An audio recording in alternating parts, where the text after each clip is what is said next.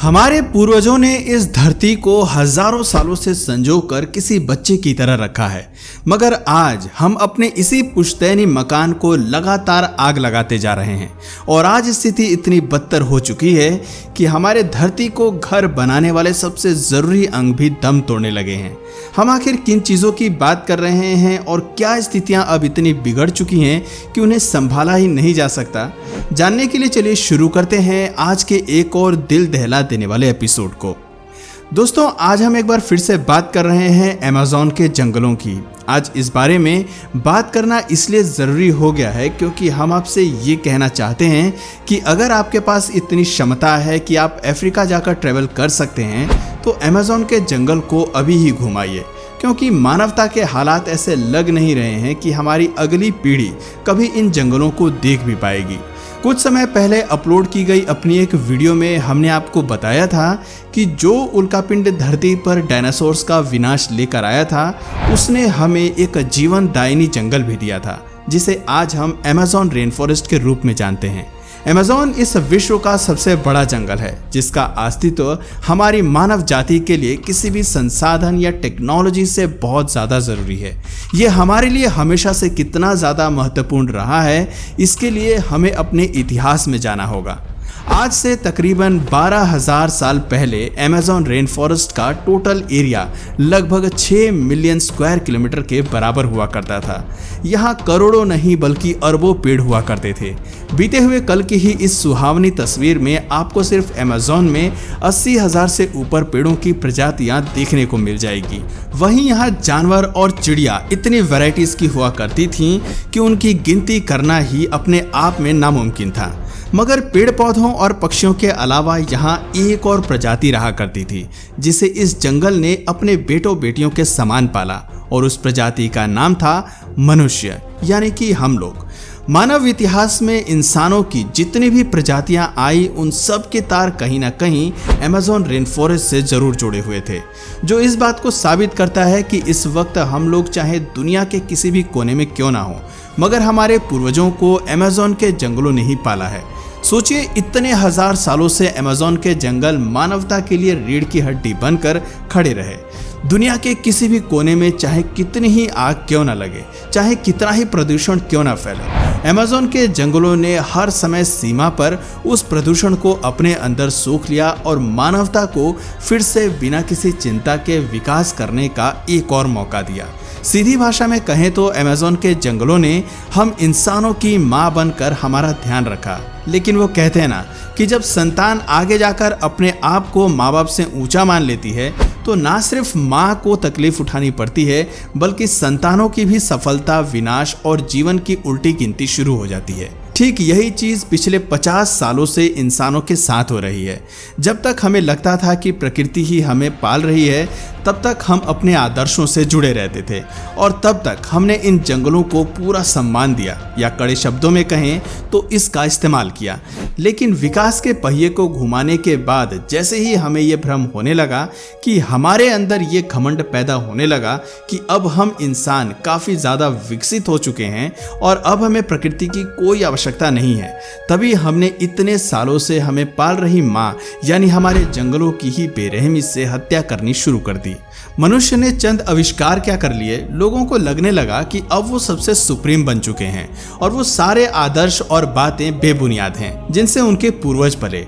Technology के नशे में चूर होने के बाद उन्होंने बिना सोचे समझे लगातार पेड़ों को काटना शुरू कर दिया, जिसकी चपेट से सबसे बुरी तरह ग्रसित हुए अमेज़न के वही जंगल जो सालों से हमारी सुरक्षा कर रहे थे।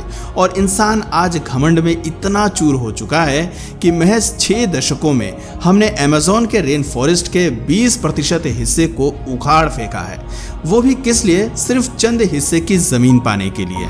आज दुनिया भर के लोग अमेज़न के जंगलों की कटाई कर रहे हैं, नदी के प्रवाह को रोकने की कोशिश कर रहे हैं और अगर समय कम हुआ तो सीधा जंगलों में आग लगा रहे हैं, बिना सोचे समझे कि उस आग की चपेट में आने वाले लाखों जीवों का क्या होगा, उन दुर्लभ पेड़ों का क्या होगा जो हमारे इतिहास की धरोहर को आज तक संभाल कर रखे हैं, इस उम्मीद में कि शायद आगे आने वाले वक्त में वापस से उनकी जरूरत पड़ेगी। जाएगी। ये अमेज़न के जंगल जो धरती पर अनगिनत सालों से संतुलन बनाकर चल रहे हैं, इन्हीं के कारण ही इंसानों ने बड़ी से बड़ी प्राकृतिक आपदाओं को भी झेला है और फिर भी जिंदा होकर उभरे हैं।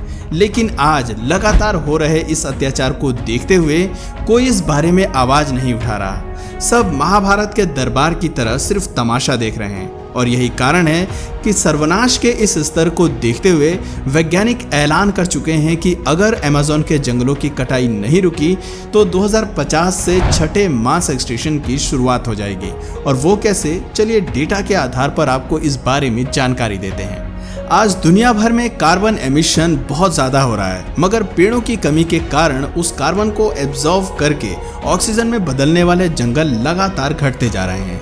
ऐसे में अमेज़न के रेन फॉरेस्ट कथित तौर पर पूरी दुनिया के तकरीबन 25% कार्बन एमिशन को एब्जॉर्ब करते थे और उनसे ऑक्सीजन प्रोड्यूस करते थे। मगर समय के साथ साथ कार्बन एमिशन रेट निश्चित तौर पर बढ़ता जाएगा, इसमें कोई शक नहीं। ऊपर से अगर इतना बड़ा कार्बन का एब्जॉर्ब करने का माध्यम दुनिया से नष्ट हो गया तो धीरे धीरे हमारे एटमॉस्फेयर के कंपोजिशन में ऑक्सीजन की मात्रा पॉपुलेशन के हिसाब से बहुत नाम मात्र ही रह पाएगी, जिसके बाद लोगों को तब तक मरना पड़ेगा जब तक जनसंख्या वापस से ऑक्सीजन के बराबर नहीं आ जाती। इसके अलावा दुनिया का 20% पीने लायक पानी अमेज़न के नदी से ही निकलता है। लेकिन अगर जंगलों का खात्मा और नदी के प्रवाह को रोकने की यही कोशिशें लगातार चलती रहीं तो ये नदी भी दूषित हो जाएंगी, जिस वजह से भविष्य की पीढ़ी के पास पीने के लिए पानी तक नहीं रहेगा और हालात इस हद तक पहुंच जाएंगे कि इंसान को पीने के पानी के लिए एक दूसरे की हत्या तक करनी पड़ेगी। लिस्ट सिर्फ यहीं पर खत्म नहीं होती, बल्कि पूरी दुनिया की बायोडाइवर्सिटी को मेंटेन करने के लिए अगर कोई एलिमेंट हमारी धरती पर सबसे इम्पोर्टेंट है तो वो है अमेज़न के जंगल, जो अपने अंदर विश्व के आधे से ज्यादा जरूरी पक्षियों को शरण देता है। इनकेस अगर वो पक्षी भी जंगल के साथ खत्म हो गए, जो कि इवेंचुअली हो ही जाएंगे, तो फिर दो बड़े बदलाव देखने को मिलेंगे। पहला तो ये कि प्रकृति की फूड चेन बहुत बुरी तरह से डिस्टर्ब और डिस्टर्ब हो जाएगी, जिस कारण जो लोग अमेज़न में नहीं रहते हैं वो भी बेवजह मारे जाएंगे।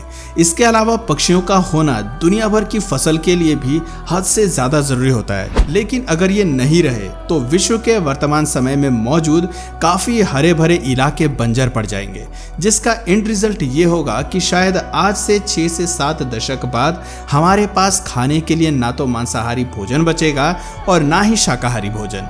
ऊपर से अमेज़न के जंगल जब हट जाएंगे तो सॉइल इरोजन भी बर्बाद होगा। ग्लोबल वार्मिंग की वजह से मुंबई जैसे शहर पूरी तरह डूब चुके होंगे और लोगों के रहने के लिए जगह कम पड़ जाएगी। इन शॉर्ट, जिस जगह के लिए हम लोग प्रकृति को धरती से छीन रहे हैं, उस जगह को प्रकृति हमसे हमेशा हमेशा के लिए छीन लेगी।